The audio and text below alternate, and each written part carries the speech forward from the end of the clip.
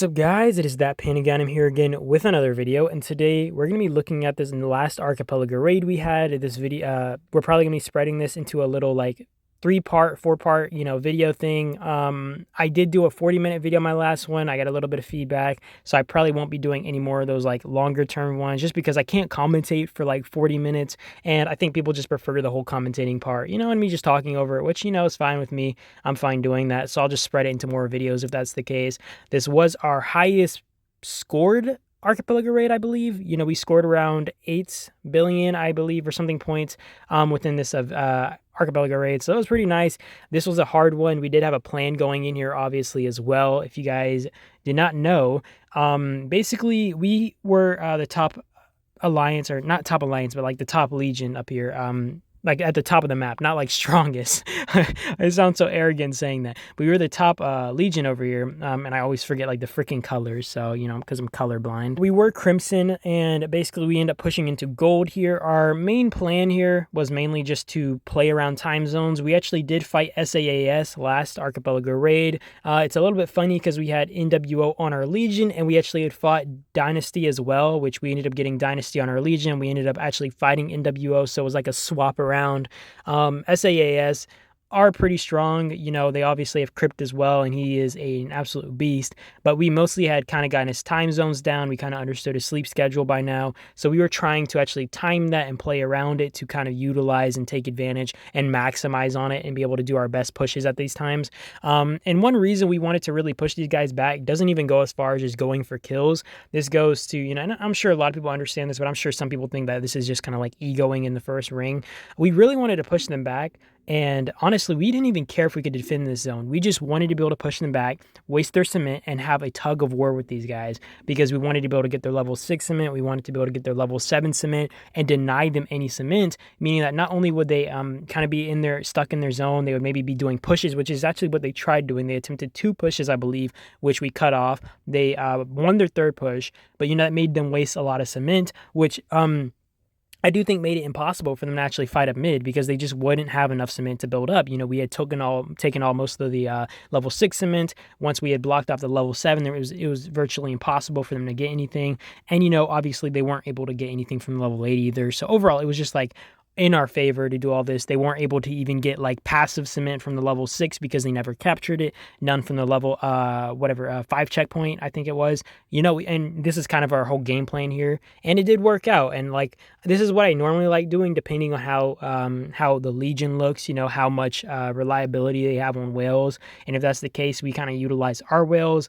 Not just Big Daddy, we'd actually have a monster here, Crow. He had a really good tank rally, so thankfully he was sending a lot of tank rallies. We had another dude, Glock. He had a really good tank rally. They're like the most notable I could think of, and that's like the one issue though, is that like I don't think they had like very big DPS rallies, which is fine if we're fighting like normal players anyway. So like they're still going to trade out positive either way. It's just going to take a lot longer. Luckily, Big D is a range main, so we were able to kind of just shred with a lot of these range rallies and push. And you do see here Crypt kind of unshields. He is fighting, or I believe, or something. But overall, our kind of game plan here was just to utilize his downtime, make pushes, and then we'd go on the defensive if we really needed. During his uptime, we didn't need to go on the offensive, just because he's like, it's really hard to like go on the offensive with whales, right? It's the same thing with like even normal players. If like you're fighting someone on your same size, it's really a stalemate at the end of the day, and that's kind of what we were facing here. But you will see, we do succeed in pushing these guys back eventually. I think we end up holding off here for quite a few hours, actually throughout the day, throughout the night, and then we end up pushing these guys back to their checkpoint, which was great. We do end up getting the first capture on the level, the checkpoint or whatever, which was kind of unexpected. Also, another thing I do want to note, we actually were defending with Chasey, and one thing that we really had to make note of is that Chasey is not great at taking multiple rallies. This is like kind of even why like you don't want to take swarms, right? Chasey can like absolutely shred a 1v1. There's like almost no counter to her besides having a really good infantry kind of rally against her, and even then it's just like it's really painful, right? So we were trying to swarm out these rallies and basically get anything else off of her. So if they were getting having multiple rallies on it was just really painful. This is why Whales swarming on Chasey is, really painful for Chasey as well. It's just super hard to hold up, super hard to, put out really good counter damage and stuff. And we just didn't want like secondary rallies kind of coming in. We do actually do something at Prime here, and I'm not sure if a lot of people like do this. I know a lot of people know this, a lot of people don't. What we like doing is we like having two main people who are always there for swarms, which is Mongol and Big Daddy, right? These are some of our like heavier hitters. I wouldn't say like our, Mongol's one of our biggest hitters, but he is really strong. He is like all his heroes mostly awaken. He's just like not a major fighter, but he swarms out rallies with Big D. And we always want two people swarming rallies. We don't want to always just have Big D swarming rallies. And the reason I say this is the more marches you have kind of swarming it, the more debuffs that are being put out, the more buffs or whatever, depending on what heroes you're using. Not only that, you're also just dropping the rally faster, making the other marches trade better. It's just kind of like a, efficiency thing. And this is why we kind of have multiple people 10 marches swarming. And just so you guys know, the reason we only have two people swarm is because only 10 marches can deal damage. You know what I mean? So we don't want like 5 people swarming. And this is also one reason like I get frustrated. Like if, for example, like we would like online swarm somebody, right? We actually thorned somebody during a Genesis War, and we were trying to online zero them, and I got really frustrated because we had people swarming who shouldn't have been swarming, and they were taking up spots because you only get 10 marches that can deal damage. Also, I don't know if you noticed the Rider Garrison just like effed up right there. I don't know why the Garrison captain pulled out. I believe they pulled out. That would like really piss me off for a minute. I'm like, dude, why did you pull out your Garrison? Like, we have an epic hero on the freaking Garrison, man. And I don't know if he like wasn't thinking, or they accidentally pulled it out, or they were like, oh, I got to refresh my march. I've seen this so many times with Whales where they like want to refresh their march. I don't think this Garrison was like thinking like that, but it was really frustrating to see. But yeah, we were doing our best here, trying to take out especially the range rallies. And this is actually one thing, like these guys weren't able to field control us properly. We were doing our best to kind of like dominate the field control. And this accomplished 2 goals, which was one, dropping reinforcements. But our main goal here was actually just to get these rally swarms in, allow our swarmers to, swarm these without any hindrance, because, you obviously don't want to swarm rallies while getting your marches absolutely obliterated or, slapped up, which is really frustrating.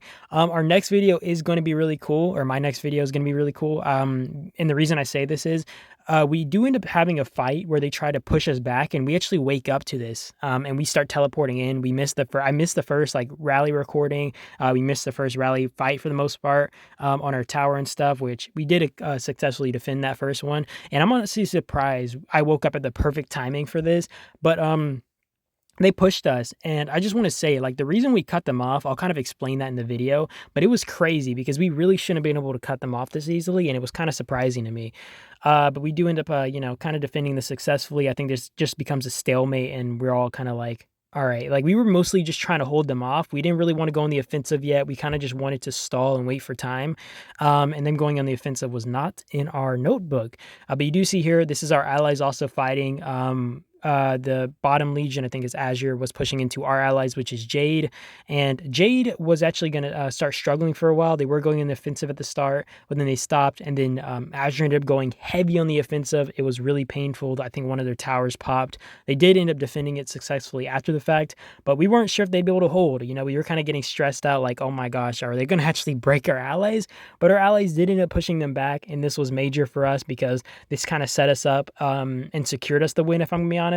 Because I think being able to lock gold up was going to secure us the win, but if our allies couldn't hold off over here, it kind of just be like, all right, which one of us is stronger, us or Azure? You know what I mean? Because we would have had to end up duking it out with Azure in any worst case scenario, which wasn't really in our school book or, in the book for us. So we were kind of like, we were stressing when we saw them go on the offensive. But yeah, they do tower fight here for quite a while. I mean, you'll see a lot of these come in. One thing that I didn't like, or I don't usually like when I watch a lot of these tower fights, and I notice this with a lot of legions, and we try to make sure that this isn't the case when we're doing it. If, like, for example, a counter rally comes in, one rally might cancel, but the other rallies keep going. I mean, you even see here the range rallies tanking. It's taking 6 to 7K a tick, like literally each turn, and this is not what you want. You do not want this happening. You cancel all the rallies if one of the main rallies go down, because you want 3 main rally captains. You even see here the infantry rallies taking a side counter rally right here. It gets shredded, it dies, and they probably filled a ton of people's hospitals for the most part, right, by eating those counter rallies. What you really want to do is you let if one rally cancels or you see the counter rally come in, all three cancel. This is literally what we were doing in our Legion. We would have Crow tank, we'd have Big D set, and we would have someone else set, third party. Sometimes it'd be Glock, sometimes it'd be just some rando who sends a range rally, whatever the case. And the second a counter rally came in and we weren't capable of like holding the field or swarming out rallies, right? Just, if we're able to swarm out rallies, we'll just keep them going. But if we're not able to swarm out rallies, cancel that rally, cancel the other two rallies, and just keep resetting, right? You maximize your trades like this because you have your tank rally, and you're also just maximizing because you're not eating a bunch of counter damage, which counter damage generally will trade really well on you unless you're like extremely strong in comparison to the person rallying you, or you just have a really tanky rally like, Stella or something, right? And then the person attacking you is also still significantly weaker, because even if you have Stella and stuff, you're not going to be trading really well against a counter rally. You might be trading like 2-1, which is, still negative for you, but it's still significantly better than like 2 million to like 100K, right? Like damage trade-off. It's just an example for you guys. So yeah, it really irks me when I see people trying to just run them to the death, right? Like every time one of these rallies cancel, all three should cancel. Like that's how rally captains really should be kind of coordinating together. It just really frustrates me when that's not what they're doing. But yeah, we did have a really strong rider garrison here though. This was a Waza player, which is really funny because we fought them in Island Raid. We were, it was just really funny circumstances for me. So having them kind of in our Legion was hilarious, but they were a really good garrison captain. But like I said, we didn't really want secondary rally sitting, so we had to be very attentive, and it's very expensive to be swarming out these, these other rallies. We were trading positive, but at the end of the day, this is like the burden of a few players swarming these out, and this also is a momentum thing. If you really think about it, we are trying to keep momentum for our Legion. It's really hurting the enemy if you're just keep constantly swarming these out and trading generally like pretty positive, right? Like for example, Big D might be trading like 1-4, or I might be trading 1-2 or 1-3. You know what I mean? And this just means like we're still getting really good trade-offs. So like we're filling people's hospitals at like a lesser expense to us, but even then, like it's still very expensive because you're considering like yourself compared to a whole Legion who could potentially fill rallies. So at the end of the day, if these guys are able to outlast you, it's going to be very expensive, but it's a very expensive process, and nobody really wants to trade like 1-4 and get the rally shredded, because then you're not even trading good on the tower either. So you're getting a bunch of deads and you're getting a bunch of injuries from that as well. So it's like you got to account for all this stuff, and you really don't want to just like have the enemy kind of build up momentum as well, because then it's like everybody's more confident, everybody's on the field, yada yada yada yada yada. Also, we did start going on the offensive here. I believe Crypto's actually online here. You do see him trying to swarm out these rallies. It was crazy. He was like ego swarming them so hard. And I was like, dude, please stop. Please stop. So we were just trying to swarm his marches out. I think Crow started doing like a Miyamoto Peterson rally, and that really hurt me. I get why he did it because this rider Garrison is just super shreddy, but he did run like a Peterson rally when we had like a triple rally kind of on this tower, which it did end up burning the tower, but it traded so negative that it hurt my brain. And I don't know, we have a player here who does that, and he sends Peterson rallies because he wants the heals on the rally. And I'm like, dude, we have fillers for a reason. It's not like our alliance can't fill rallies. I mean, you see here, obviously he's still traded negative, but against like a rider Garrison like this, he's still traded relatively good. Now he's running Peterson, and Peterson, you just do not send rallies with him because he doesn't do any damage, right? I'd rather have a normal rally that is struggling to fill more, right? Like Eddie Miyamoto or something, right? It might not feel as good. It might be much harder to fill, but it's so worth it at the end of the day, because your trade-off is going to be better. And even if it's not filling as much, your players aren't hurting as much at the end of the day. Keeping this rally full isn't going to matter as much, because if you really can't, then just cancel it and we'll reset. Like we really shouldn't be going through this much heartache. I hate this. Peterson really was stressing me out, and it always stresses me out to see a Peterson on the field. But yeah, we were shredding this rider Garrison. We do end up popping it, and we do end up pushing these guys back. I wasn't sure if we'd actually be able to push them either, by the way, because we were not sure if we were gonna be able to push like into this rider Garrison, which it really was painful, but we did manage to drop it at a very hefty cost, mind you. And obviously, the rallies only taking counter damage were kind of trading really good, so that was kind of the upside here. But what do? You know, they were trying to send you know, counter rallies, but we were just swarming at everything. We had really good field presence, and you know, honestly, at that point, it's like this is when you kind of give up. And they were trying to defend. You know, they had other backup players trying to send like, you know, Garrison heroes and stuff. And I get what they were trying to do, but honestly, this is just going to drain your legion. If you don't have whales and you have whales rallying you, and your whale's going to sleep, you know, this is literally the trade-off we're going to be getting every time. You see that, like, that is an insane like positive trade we were just taking right there. It just wasn't worth it. And you know, I just don't know, man. Like, I mean, even here, right? Like, this isn't like a whale garrison. Their whale is literally sleeping, or he's offline. He's shielded up. So I would have just said, hey, let's head back to helipad, save our troops for another day. But then again, I also maximize on everything. I really don't like making my players feel something that I wouldn't want to feel, you know, like I wouldn't send a rally that I wouldn't want to feel, you know, or I wouldn't want to lose troops on, or I wouldn't be like, hey, fill this tower, especially if like the trades are going to be just annihilating you. And this is like one thing, like I think why my players are willing to just follow me to the death. It's just because like they know I'm not gonna like make them feel anything that I wouldn't ever feel, you know, because I wouldn't fill this tower, frankly, right? I would just be like, hey, let's head back to helipad, we're gonna wait it out. And if my legion defended, I would have just been like, yeah, you guys got that. You guys got that yourself. But yeah, honestly, I was preferring they'd hold as long as they did. They didn't hold as long as I wanted. I was hoping they would keep like backing up towers and holding with everything. And the reason I say this is like because they, you know, they have like, you know, these garrisons aren't even bad, but at the end of the day, you know, we have a monster. We have a monster rally. We have Crow. We have Big D, and these are like, you know, 6 million plus heroes. Big D's like range workshop right now just reached, you know, 25 and stuff. It just doesn't make sense to eat these rallies if you like generally just can't take it.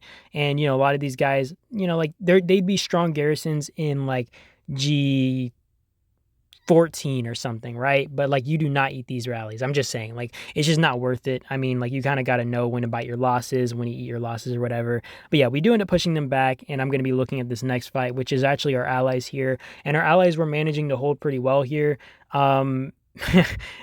But they were just kind of not able to go on the offensive. They weren't really field fighting here. I think their activity started dying down. I was actually kind of surprised as well because we had HM in our Legion last Archipelago Raid, and I know from experience their president has an insane garrison. I don't know if he was just not active or what, but I wish he was in these towers because his garrison is like a 6 to 7 million Peterson, or like, you know, Ragora, whatever he chooses to defend with. It's usually Peterson, to be fair, but I don't know why he doesn't use Ragora more, but I guess it's just preference. But either way, like when he has like gear like that, Peterson's still going to be better than like some, you know, other player kind of garrisoning. So I just wish that he was kind of there to like maximize their trades or like, you know, minimize their losses, but it is what it is. Kind of just, I guess he just wasn't able to be active. Maybe he was just busy or something.